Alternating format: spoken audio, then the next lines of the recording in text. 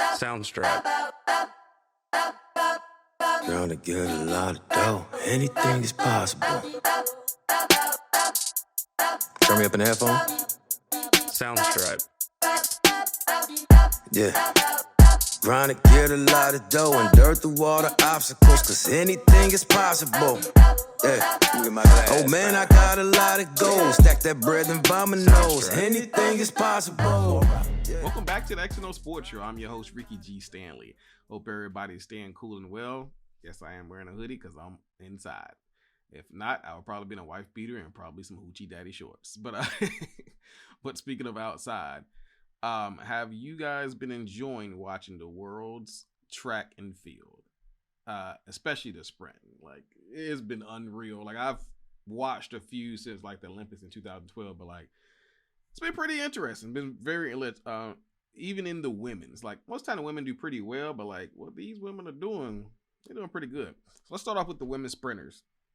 It's been unreal what they've been able to do, especially in the 100 and 200.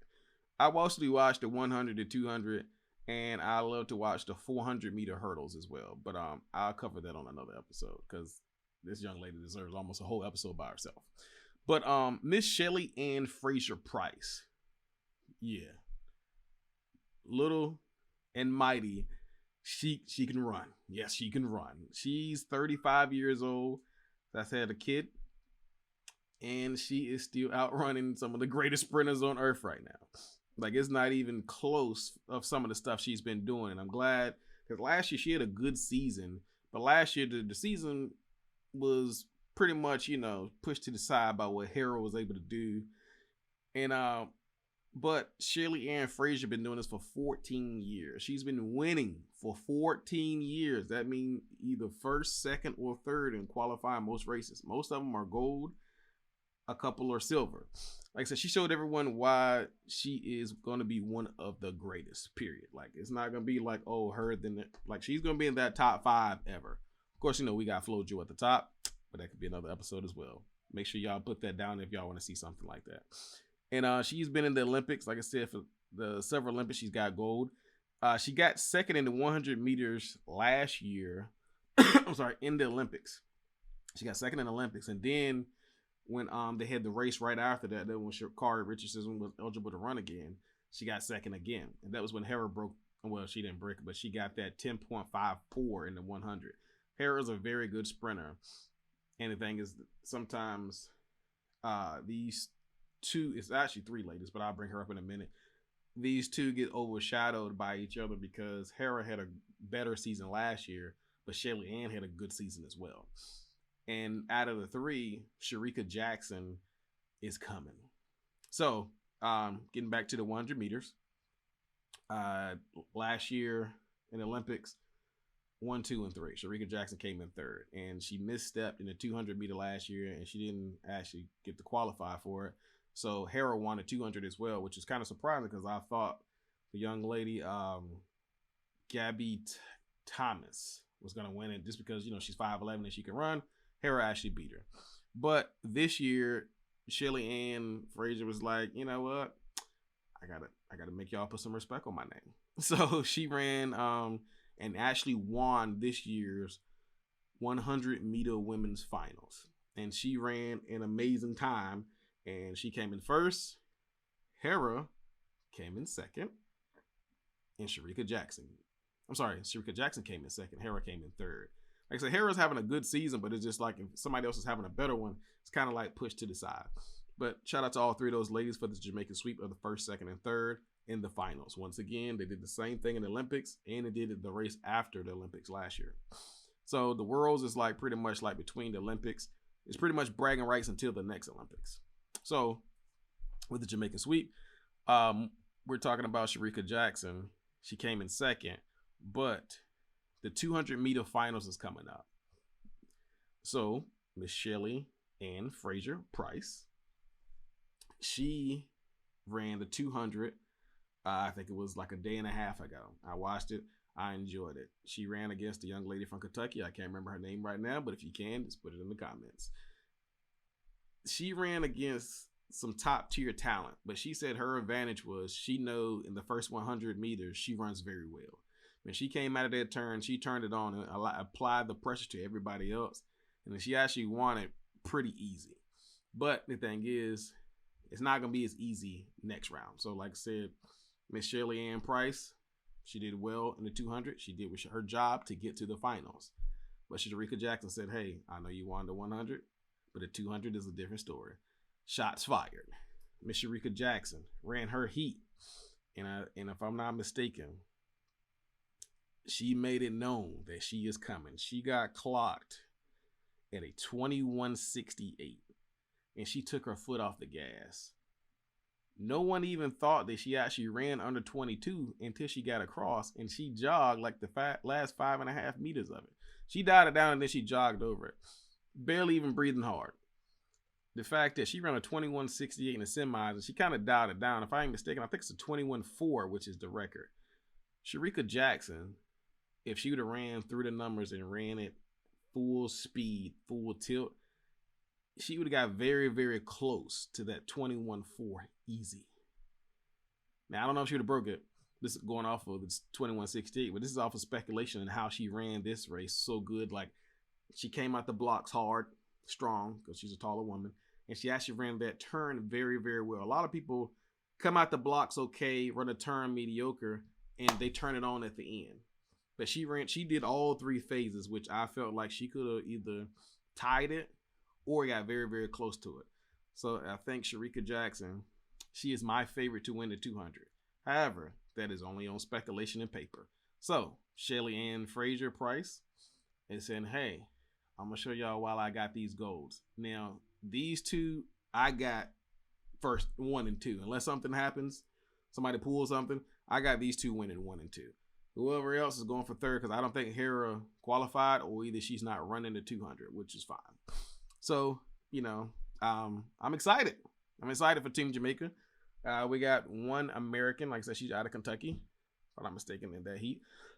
So it's going to be very exciting.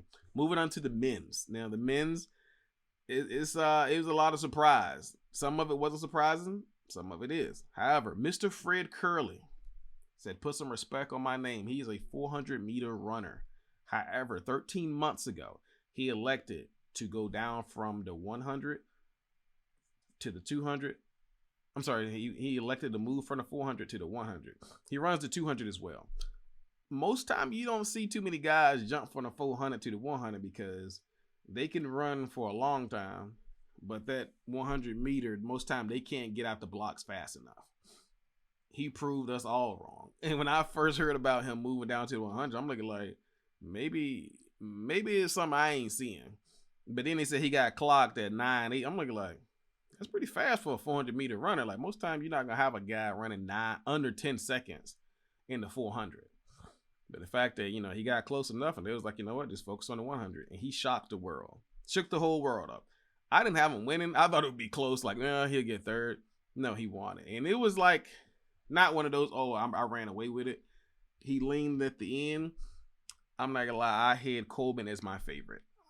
Just because he won the Worlds in 2019, I felt like he could have won it. And 2, I felt like Coleman was the guaranteed winner if he competed in the Olympics. And he disappointed me not once, but twice. But Coleman, this is why you run, is to prove every day that you belong here. Get back to the drawing board. I think you're still good enough and young enough that you still can compete at a high level. So Fred Curley, like I said, he takes the gold. And then Bromell, which is actually the second favorite that I had outside of Coleman. But the thing is, I want to say it was Curley, Bracy, and then Bromell. So American did take 1, 2, and 3. So I was excited to watch that. And I was like, you know what? Go Team USA. They did it. I think it has been a long time. I think it was like the 70s since the last time America swept 1, 2, and 3. Now moving on to the 200. I get excited about the 200 because everybody can't run the 200. Everybody like, the 100, with the 200, you got to be able to come out that corner and out the blocks and then turn it on at the end. A lot of people don't have what they call long speed. That's why Usain Bolt was electric at it. And Johan Blake was electric at it because they had what they call long speed. So Noah Lyles is in the semifinals. Him and Kung Fu Kenny, I think his last name is Bednarik. they went at it. I was excited. I mean, these two guys are fast, especially the 200. They fast. And they had an impressive semis. I want to say Noah ran 1963, which is the fastest time that he's ever ran in the semis. So keep that in mind. He ran a 1963. Now, Kung Fu Kenny came in second. And like I said, Noah made it known like, hey, I'm about to take this. And like I said, Kung Fu Kenny came in second, but it wasn't a close second to me. Everybody else is fighting for third, fourth, and fifth. But Kung Fu Kenny did his thing. Noah normally runs a decent turn, but the last 100 is his strength. Like, he turned it on, and he comes and gets you from behind.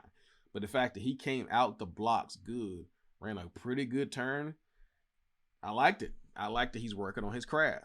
However, I like Noah, and he's been doing very well. Like, I've been watching a lot of his races, and he's come along. But he better peek over his shoulder. There's a kid. Keyword, a kid. He ain't even old enough to shave yet. Babyface assassin. He is 18 years old, and he runs the 200 meter, and he goes by the name of Arion Knighton. I spoke of him last year because he was in that range of the under 20 league, and he's running 19s already. If I'm not mistaken, he runs a 1972 or something like that. His time is so low, only Johan Blake, Michael Johnson, and Usain Bolt is faster. This kid is 18 years old, and that's the company he's keeping. His fastest time is faster than Noah's. But Noah faced him head to head, if I'm not mistaken, in the Olympics, and Noah beat him. But in my personal opinion, Noah only beat him because of experience. You can be fast, but in those big moments, can you really, do what you need to do to beat a veteran? And that experience does come in. You can be fast, but sometimes you may get a little tight. You may lose your form in the last 20 meters. That can cause you to lose. Kind of like the 110 meter. He won bronze. He's out of Florida, University of Florida. He won bronze. He had the race. He's 6'4". He's tall. Most time you don't think he get out the blocks that well. But he got tight at the end. He lost because of experience. But I bet if he stays healthy, he ain't losing too many after that, especially 110 meter hurdles. But we'll get on him on another episode as well. But Arion is my favorite. He's the dark horse that's going to be in his 200 meters. I think he's going to beat Kung Fu Kenny. And I think it's going to comes down to him and Noah. If they're both untight, healthy, this is going to be one for the ages. This is going to be like when the USA ran their very best time and broke the world record and still lost to Jamaica. I think it's going to be that type of race. And I think it's good for these two to be a rivalry, even though they're both Americans. I think it's a good thing for them to be a rival because I think they're going to push each other. Noah and Knighton are going to push each other to break that 1919 by Usain Bolt. So I want to say the race may go down tonight or tomorrow because it's like the days be off because they in Oregon. It's like 3 hours behind. 3 hours behind me. So stay tuned for more footage. I'm excited. This is the off season. You got NFL, you got contracts and stuff, but ain't no hitting until the end of the month. So track and baseball is, my big excitement for the summer. Basketball is over with. But stay tuned. Look at the time. This is my time. I'm your host, Ricky G. Stanley, and I am out of here. Soundstripe. Trying to get a lot of dough. Anything is possible. Turn me up in the headphone. Soundstripe. Yeah. Trying to get a lot of dough and dirt through all the obstacles, cause anything is possible. Yeah. Oh man, I got a lot of go.